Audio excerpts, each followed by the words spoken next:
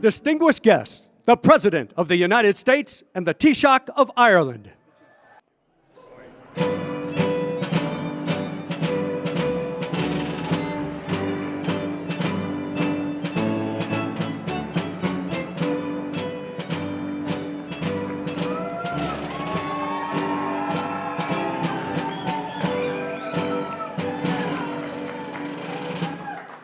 Hello, hello, hello. Got a great guest with us today. We ought to change the rules in the United States. When St. Patrick's Day falls on a Sunday, the next day is a holiday.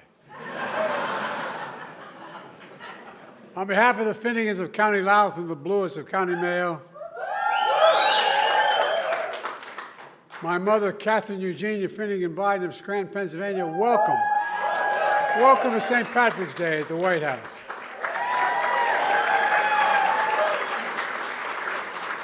The Taoiseach and I extend 100,000 welcomes to you, all of you, every one of you, whether you're Irish or whether you wish you were Irish. We're very glad you're all here. Look, St. Patrick's Day is about friendship, and we have many friends here today because St. Patrick is a moment that great unity in Washington. Whether you're from the red state or a blue state, on this day, you're Irish green. And so, we're joined by members of Congress as well as members of my cabinet. Claire Cronin is here, our ambassador. Claire is doing great work. And of course, our guest of honor, the Taoiseach. It's wonderful to welcome you. Matthew, back to the White House. We spent quite a lot of time together on this visit, visiting Capitol Hill, sharing laughs at the Gridiron Dinner. Kamala had you over for breakfast as well. And on top of all that, yesterday Ireland won the Six Nations Rugby.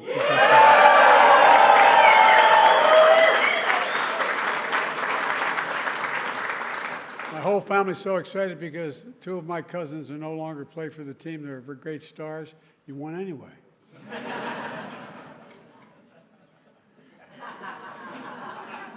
It's been a great visit that captures how strong the friendship is between our countries.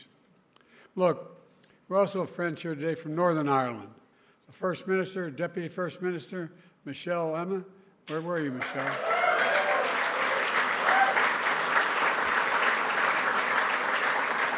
It's great to have you here, and it's very happy to see Northern Ireland's Executive Assembly reinstated last month. Now Northern Ireland is a fully functioning government again. And I didn't admit your colleague. Young people in Northern Ireland represent the great peace dividend of the Belfast Good Friday Agreement. The entire generation whose hearts have been shaped not by grievances of the past, but by confidence in a better future that we're writing together. The United States believes in that future. Joe Kennedy's here tonight, along with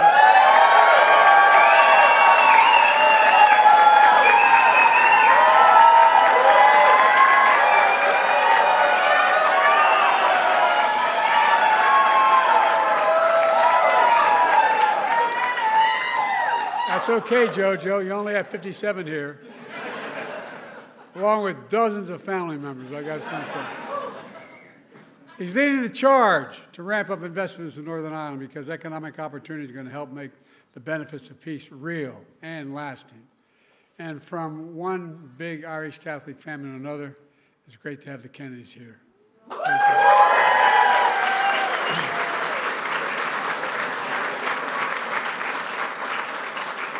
Folks, St. Patrick's Day is a joyful occasion. It's time to remember with pride our ties to the Emerald Isle, land of poets and dreamers, fierce fighters, hard workers who endured decades of poverty and subjugation and persevered through it all, because the Irish spirit can never be overcome.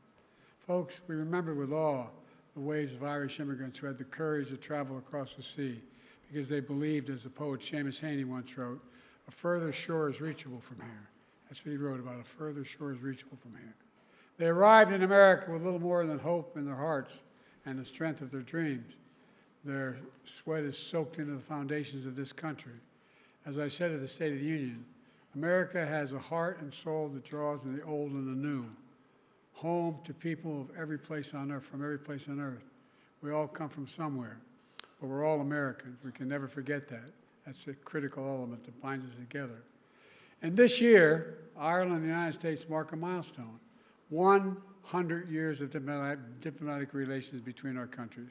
100 years. I was not...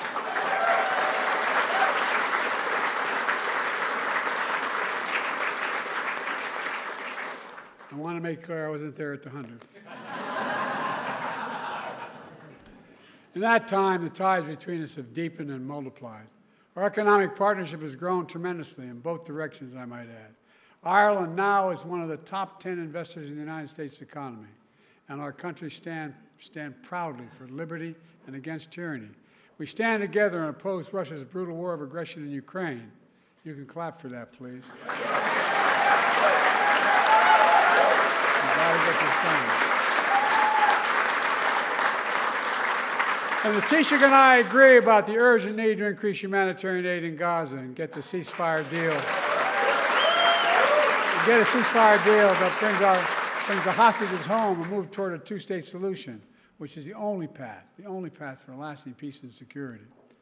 Folks, my friends, since the last time we celebrated St. Patrick's Day together, I made a trip of a lifetime back home to Belfast in 2020, the 25th anniversary of the Peace Accords. Then to County Louth, where I visited the church where my ancestors were baptized. Then to Dublin for the speech at the Irish Parliament. And finally to County Mayo, to the town called Ballina. There, a huge cathedral, St. Murdoch's, right in the banks of the River Moy. One of the men who helped build that was Edward Blewett, my great-great-great-grandfather. He worked in the town brickyard. In 1828, he was paid, and they gave me a receipt, 21 pounds and 12 shillings to help supply the bricks for that cathedral. It was made able to touch some, and I was able to touch some with my own hands, the very bricks he made. And all I could think of was this.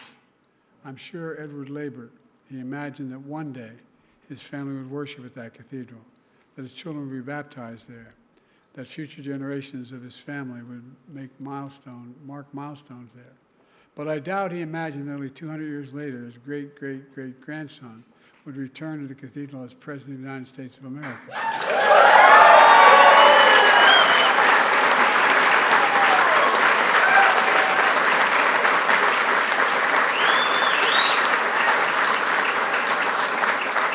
On that trip before I got there, I toured Carlingford Castle, as you remember, in County Louth, Taoiseach. It was likely one of the last glimpses of Ireland that my Finnegan ancestors saw when they sailed away to new lives in America. They left in the port of Newry in the year 1850. And here's an amazing fact. It turns out that the exact same port Barack Obama's ancestors sailed from, they left 5 weeks earlier, his ancestors. They were nearly on the same ship. Both of our great-great-great-great-grandchildren, both of their great-great-grandchildren, ended up President of the United States of America. It's remarkable.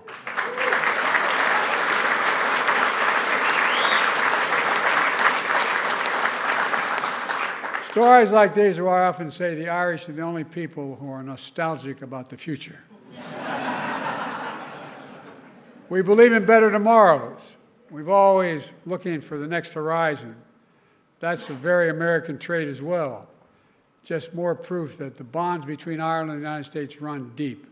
Our joys, our sorrows, our passions, our dreams, our optimism, even in the most difficult moments, we hold on to hope. That's what we do. We see the world in unlimited possibilities, a future that knows no bounds. And we're writing that future now, and we're doing it together. Ireland and America, just as we have for generations. Let me end with this.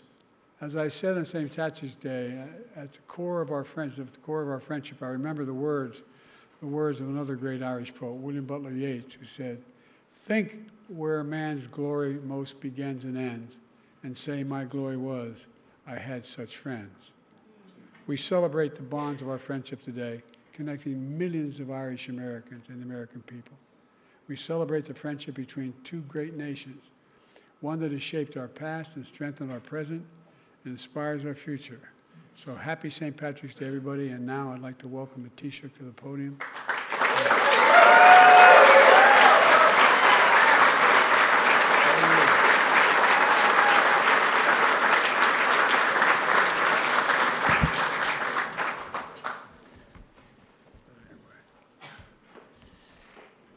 Mr. President, Senators, Representatives, Deputies, MLAs, ladies and gentlemen, dear friends, Accordia.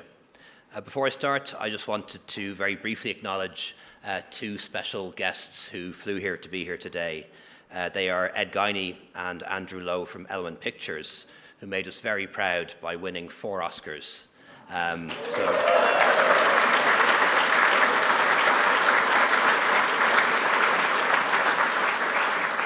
So thank you both so much for the encouragement that you give to other artists and other producers, and it's great to have you here today. Mr. President, nearly 250 years ago, Irishmen fought as part of your independence struggle. And exactly 100 years ago, the United States became the first country to formally recognise the newly independent Irish state and establish diplomatic relations. The exchange of ambassadors recognised the sacred promise that had been made between our peoples, forged over centuries and reflecting the powerful bond between our countries. This week, meeting so many proud Irish Americans, I've been thinking a lot about sacred promises. And I've been thinking in particular of the words of one courageous Irish American, a lawyer and a decorated war hero, who spoke so eloquently about the sacred promises that we make as leaders. To quote his words, "It's about the promises we make to our children who deserve a chance to succeed, the promises we make to each other, the sacred promise to work for a better future for all." Those were the words of Beau Biden.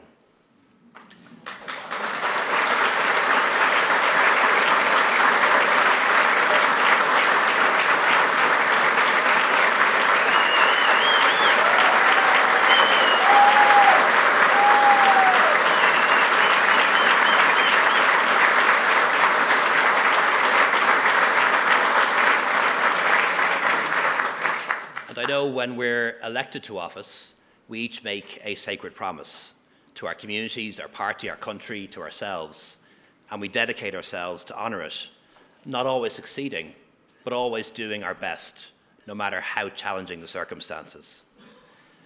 President Biden, one of your country's most sacred promises is to defend the principles of democracy and freedom against tyranny and oppression. And when Ukraine was invaded, you honoured that promise and stood firm against an adversary who tore up the rulebook of international law and repudiated our sacred humanity. So on behalf of Ireland and the wider European community, we commend your leadership and reaffirm that Europe stands with you and with Ukraine for as long as it takes.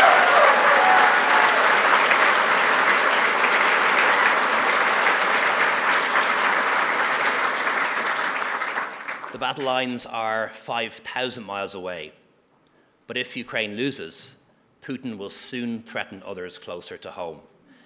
Dictators cannot be appeased, dictators can only be defeated, and liberty must prevail.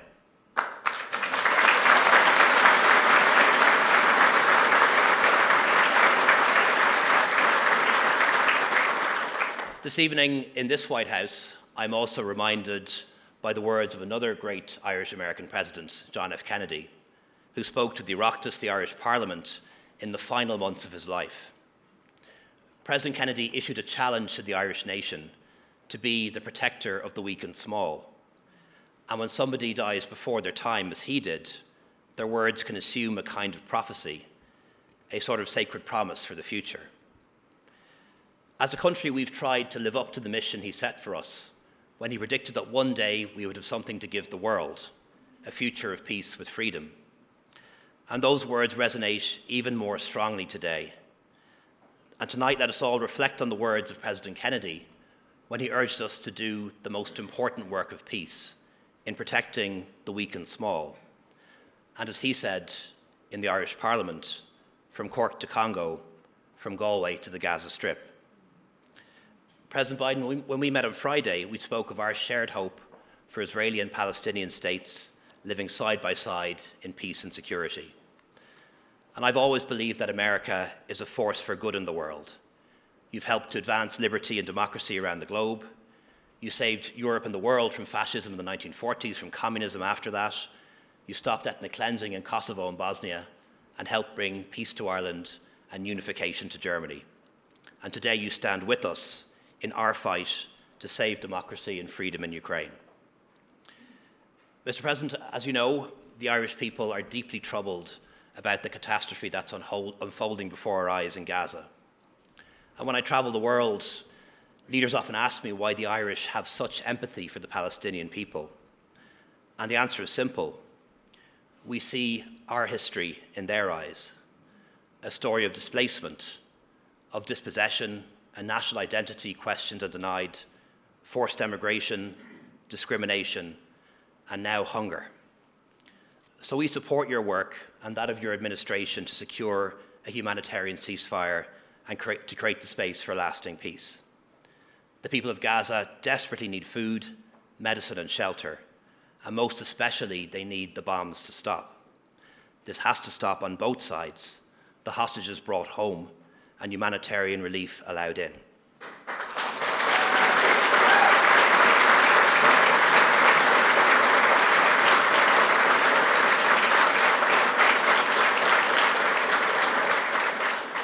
Israel must reverse its precipitous decision to authorize a land incursion into Rafah.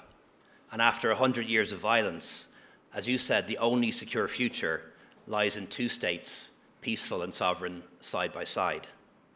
And Ireland stands ready to recognize a Palestinian state with like-minded partners when it's most helpful for peace.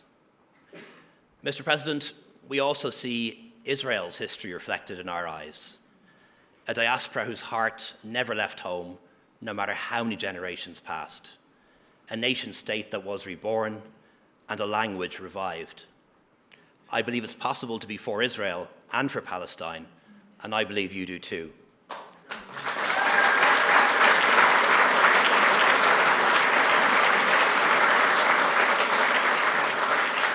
Because the life of a Palestinian child is equal to that of an Israeli one, and the aspiration of the Palestinian people to have a homeland and a fully fledged state in the land of their forefathers is equal to that of Israel's. And I also believe there are lessons that can be drawn from our own peace process in Northern Ireland, particularly the concept of parity of esteem and the totality of relationships, and also the crucial role of America, which provided a chairman for our peace talks in Senator George Mitchell. There was a permanent secretariat, and America provided confidence and oversight.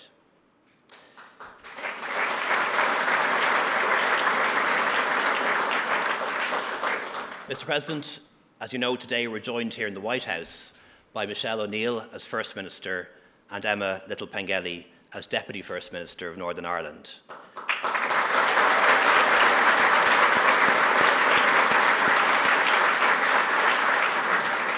A joint office in which they are co-equal, two courageous women demonstrating every day what's possible by putting aside old animosities and working together. The Good Friday Agreement is working again, and thank you all so much for making that possible.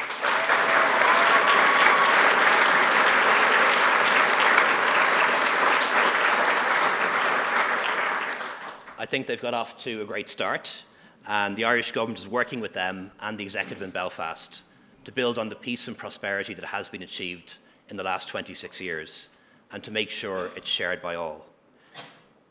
And thank you, Mr. President, for your ongoing interest in Ireland and Northern Ireland and the Good Friday Agreement. We've known each other for many years, met on many occasions, and your only ask has ever been, how can I help? So thank you, Mr. President, for the warm welcome you've extended to me, the enormous amount of time you've given to me and my delegation on this very special occasion. Gur míle mágat, Thomas Brodul go bhfuil tusa den Aranach sa Teachbán, á mór leat, agus bannachtaí lá éile pádraig libh go léir.